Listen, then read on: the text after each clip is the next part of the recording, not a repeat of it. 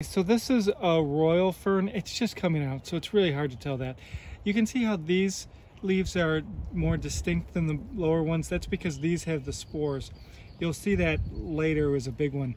There'll be these huge fronds that are doubly oddly pinnate. So this is oddly pinnate, and then the whole thing is obviously oddly pinnate. And these will, each frond will be bigger than me. So that makes for a good, so that's royal fern. Let's scoot over here. We'll just go through our list real quick. Here's another one of the royal ferns just coming out. We didn't see the bracken fern.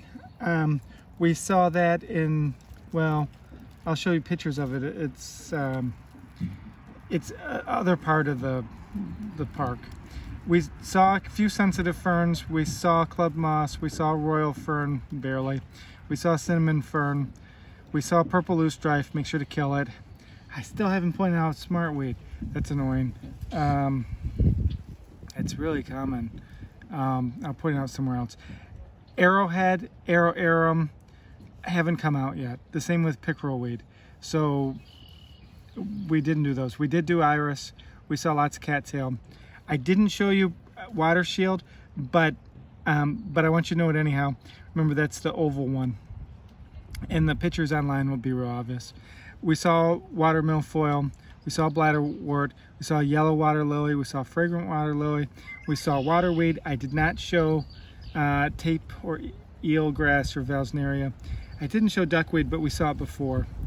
And I did show Potamogeton or pondweed.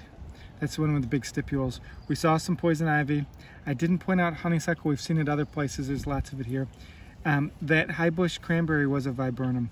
So we did do that. I haven't pointed out dogwood. There's a ton of it all around, but the leaves haven't come out yet. We saw autumn olive and we saw Japanese rose. So we saw almost everything on the list.